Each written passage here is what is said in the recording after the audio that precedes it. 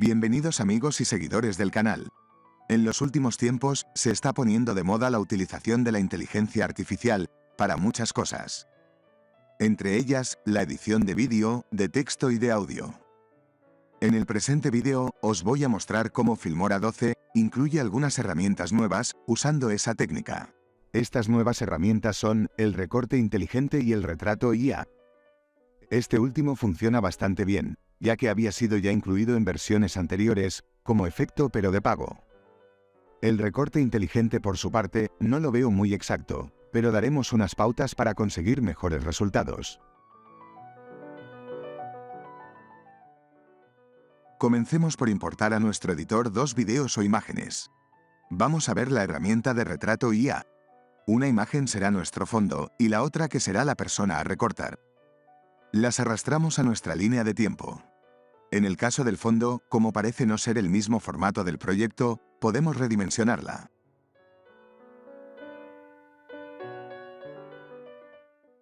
Después, en una capa superior, ponemos nuestro retrato. La manera más rápida de usar estas herramientas es buscándolas en el acceso rápido. Teniendo seleccionada la capa superior, clicaremos Retrato IA.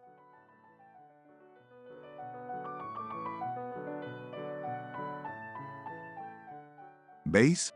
La herramienta ya ha hecho su trabajo. Aunque siempre podemos intentar mejorar los bordes para obtener un mejor resultado. Como habéis visto, no había demasiado contraste entre persona y fondo, pero el programa detecta con bastante precisión lo que es una persona del fondo. Y este es el resultado final. Parece bastante bueno, ¿no?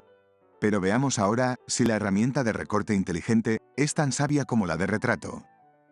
Vamos a arrastrar un clip o imagen de fondo, que también necesito redimensionar, y otra imagen que será el objeto de recorte. Aunque se trata de una persona y con la otra herramienta quedaría mejor, la he escogido porque tiene bastante contraste de color con el fondo, lo cual debería facilitar el trabajo de la herramienta.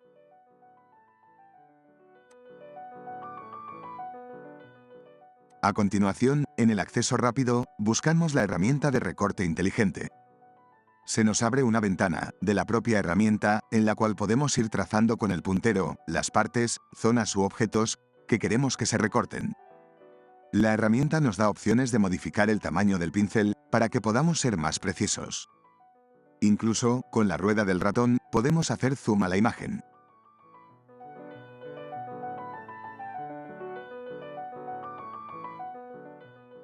Vemos que la propia herramienta ha creado una máscara de color azul que cubre el objeto. Pero, si ampliamos, podemos ver que los bordes son muy dentados o que, en los rincones o detalles más pequeños, no ha sido muy exacta. Intentaremos corregir, con la opción de goma de borrar, los detalles que queremos eliminar de la selección.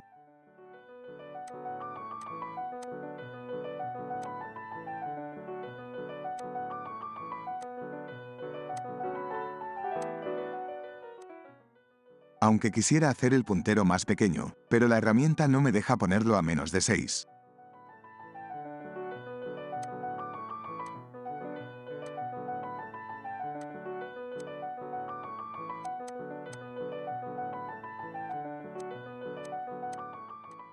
Una vez corregido lo que buenamente hemos podido, podemos jugar también con la suavidad y grosor del borde.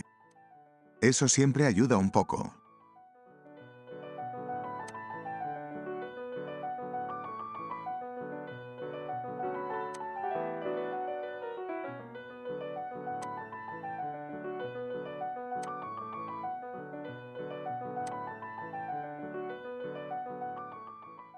Por si el color de la máscara se confunde un poco con la imagen, podemos personalizar el color de la máscara.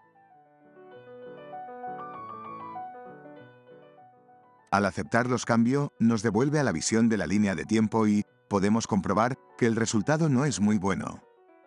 Esta herramienta es solo un primer paso y los técnicos de Filmora todavía la tienen que mejorar mucho.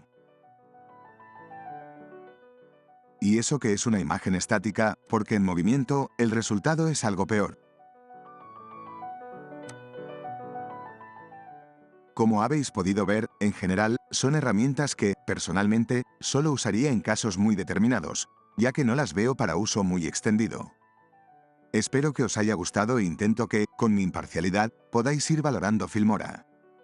En próximos vídeos seguiremos analizando el programa y, como siempre, os mostraré trucos y formas de trabajar con él. Hasta entonces, un gran saludo.